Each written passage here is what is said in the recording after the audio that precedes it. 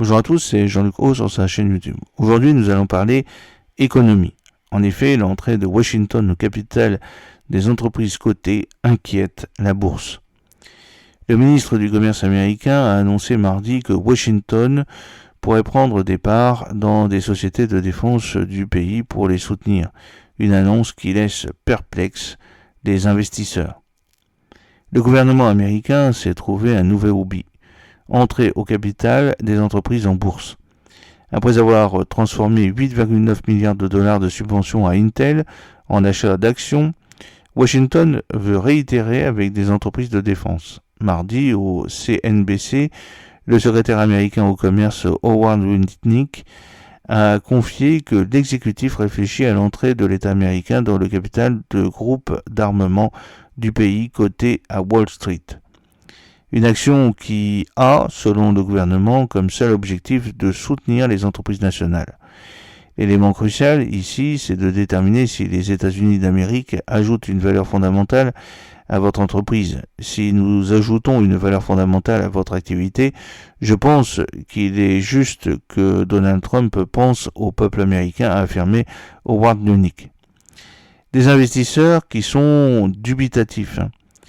Mais l'annonce, qui pourrait se traduire en milliards de dollars d'investissement, n'a fait que peu de bruit au Wall Street. Ce mercredi, l'action Lockheed Martin affichait une légère hausse de 0,70% à l'ouverture, quand celle de RTX, Northrop, GE Aerospace ou encore Boeing débutaient la journée dans le rouge.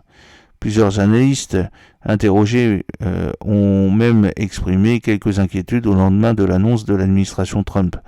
C'est un choix étrange car les entreprises américaines de défense n'ont pas besoin d'argent. Elles procèdent fréquemment à des rachats d'actions et arrivent facilement à lever des fonds. Boeing a notamment récolté 24 milliards de dollars après avoir procédé à une augmentation de capital fin janvier. Si elle se concrétisait, l'arrivée de l'État au capital de ces entreprises pourrait même être mal vue par les actuels actionnaires. En tant qu'investisseur, cela me fait plutôt fuir. Car un État ne va pas toujours chercher à maximiser les profits parce qu'il a d'autres priorités comme la souveraineté ou le maintien des emplois, note Lionel Melka, gérant chez Swans Capital. Pour le moment, les financiers attendent des précisions. L'impact de cette action du gouvernement va dépendre des modalités qu'ils vont imposer pour ces achats. Si leurs actions sont achetées sur le marché secondaire, cela devrait faire monter les cours. Mais s'ils achètent de nouvelles actions directement auprès des entreprises, cela va diluer les parts des actuels actionnaires, met en garde Antoine Fressé-Soulier, analyste chez le courtier eToro. Les contrats du gouvernement américain sont pointés du doigt. Les mots d'Howard Lutnick ont donc davantage troublé qu'enjoué les investisseurs, d'autant que le secteur de la défense semble loin d'avoir besoin d'un coup de pouce étatique. Les conflits se sont multipliés cette année, ce qui dope l'activité des valeurs de la défense américaine, rappelle Éric Lafrenière. Toutes ces sociétés ont vu leur cours grimper de 20% à 40% depuis le début de l'année. Toutes, sauf Lockheed Martin qui affiche une perte de 6%. Cette dernière société a moins profité du réarmement des pays car elle vend surtout des avions, alors que ce sont surtout des systèmes de défense antimissiles qui connaissent une forte demande, précise Lionel Melka. Mais même cette dernière société semble loin d'avoir besoin d'argent frais. Elle pourrait en revanche avoir besoin de gouvernement pour autre chose, renégocier des contrats. Aux États-Unis, le gouvernement fixe la marge maximum que les entreprises sont autorisées à faire quand ils leur vendent des équipements, explique encore le gérant de Swan Capital.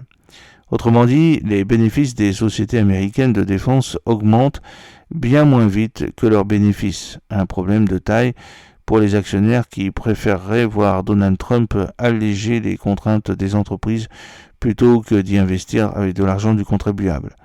Les entreprises européennes ont profité de l'arrivée de Trump. La militarisation du monde a encore plus bénéficié aux entreprises tricolores, à l'image de Safran, plus 33%, Thales, plus 64%, et encore Excel Technologies, plus 500%. Mais elle profite aussi plus généralement aux entreprises européennes. Le britannique BAE Systems a ainsi connu une hausse de 53% de son cours depuis le début d'année, quand le cours de l'allemand Rheinmetall a grimpé de 168%. Et ce, pour une bonne raison. L'Europe a annoncé qu'elle allait favoriser les entreprises européennes, explique Antoine Fresset-Soulier. Une euphorie qui n'est cependant pas sans risque. L'analyste d'Itoro estime ainsi que certains titres du secteur affichent une valorisation importante après le rallye des derniers mois, mais court le risque de chuter brutalement en cours de revirement de conjoncture. J'espère que cette petite vidéo vous a plu. N'oubliez pas de cliquer sur le pouce pour la promouvoir, de vous abonner si ce n'est pas encore fait, de partager cette vidéo sur vos réseaux sociaux. À très bientôt. Fidèlement, Jean-Luc O.